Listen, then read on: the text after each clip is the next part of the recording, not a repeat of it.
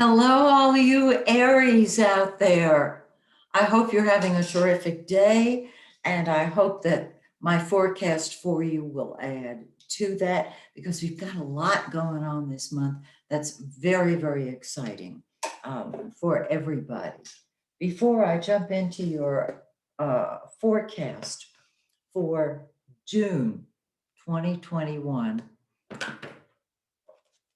just want to remind you, if you are an astrology student or an astrologer, you might want to check out my latest book on Amazon, Hidden Messages in Your Birth Chart. This is an update of a book that the American Federation of Astrologers published that I wrote many years ago. It helps you read your childhood programming in your birth chart because once you know what it is, then you can deal with it. It's real simple to understand. And people have already told me that it's been very helpful to them. So I share that with you. Okay, now let's talk about you. Wow, look at this. It's really a beautiful forecast. You can see that all the energy is focused on your solar third, fourth, and fifth houses. This is where the action is this month. So we've got an eclipse, and I'm going to go through everything with you right now.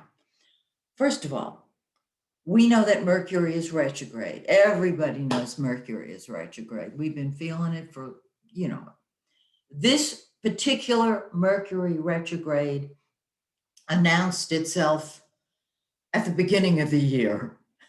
I'm being silly, but that's how it's felt. I have had so many questions from so many people saying, is Mercury retrograde? Well, it is now, and it's going to stay retrograde until the 22nd when it will go direct. When it goes direct, it moves immediately into the shadow of the retrograde, which means it feels like it's still retrograde. And here's my personal rule of thumb. I don't start new projects like buying a car, moving, starting a course of study while Mercury is retrograde, simply because, as we know, when Mercury is retrograde, if you start a new project, it either fizzles out completely sometime during the year or has to be redone. Instead, you're going to tie up the loose ends of unfinished projects. Okay, so it's going to go direct, meaning come out of retro on the 22nd, but it immediately goes into the shadow where it stays until July 7th. And when it's in the shadow of the retrograde, it feels just like it's retrograde. I consider that a second chance to tie up those loose ends that you didn't tie up before. For example, let's say that you've stayed away from the gym during COVID for obvious reasons, and you have not done any exercising, and you really want to go back to it.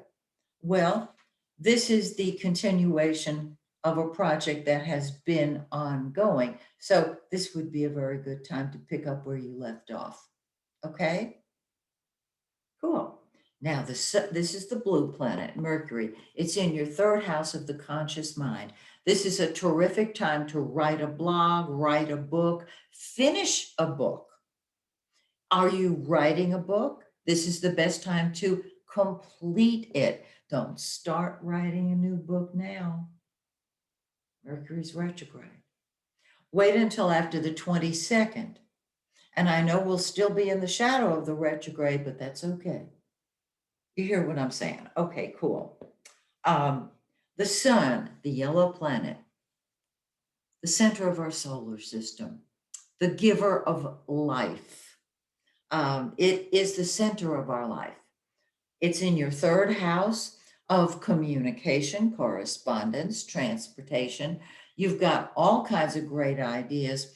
Have you been very busy at work with mental exercises, communication things involved with your work picture?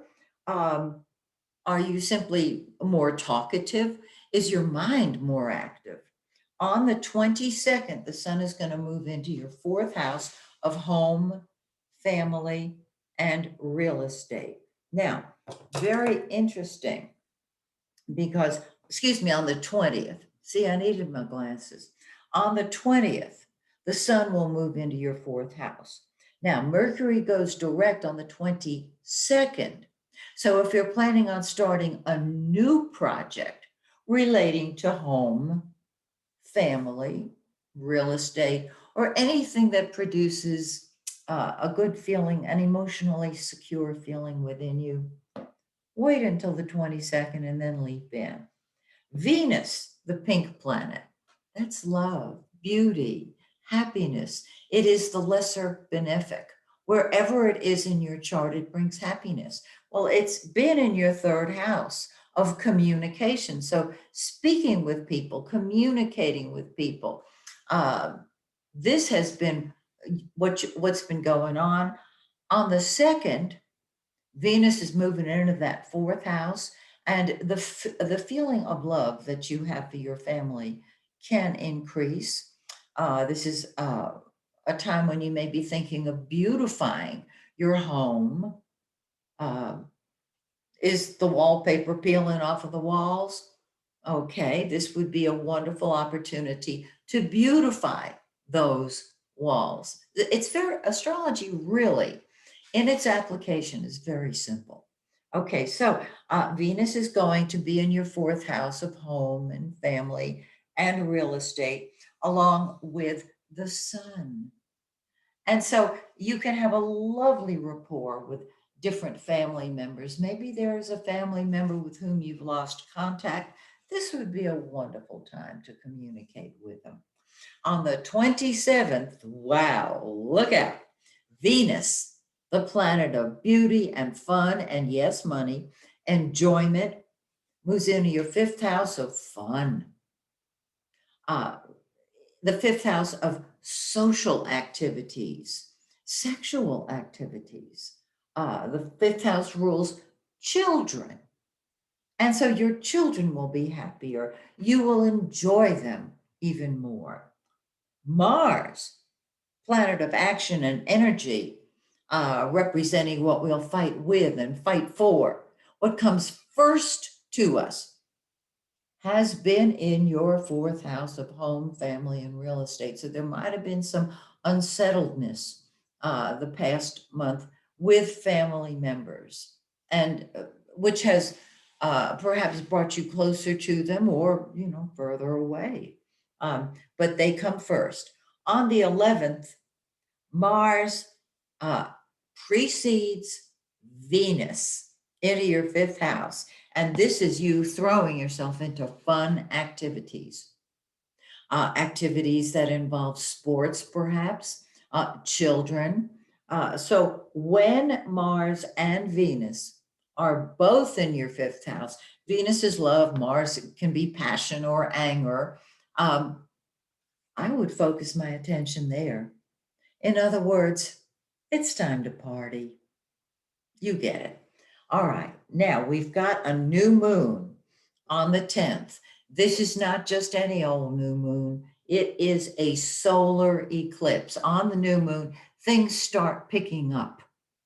On an eclipse, they really pick up.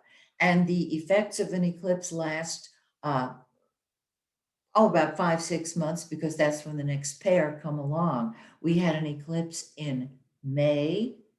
That was the first of the pair.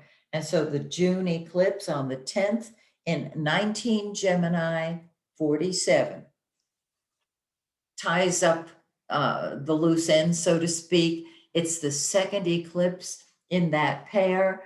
And so there's lots of communication, lots of talking, lots of short distance travel. Third house activity means you're bored. This is a great time to get out there and move around, go for walks, if you're like a lot of us, you've been sitting on the couch for quite a while.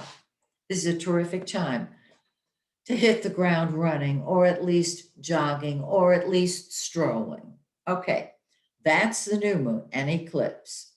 And combine it with the May eclipse. You may have to listen to last month's forecast. Watch the video, watch my video. Then we have a full moon on the 24th in your 10th house of your career and your public image. It's in 3 degrees of Capricorn. Find that in your birth chart, and you've got the whole picture, because on the full moon, things come to a head. And in your 10th house of career, reputation, recognition, that's terrific. So you've got lots of areas covered. And I think you'll enjoy very much when Mars, you'll enjoy things when Mars moves into that 5th house, because it's like a little cosmic kick in the butt. It gets you off the couch and gets you going. So join me next month when once again I take a look at your forecast. Till then, may the stars shine brightly on you and yours. Bye for now.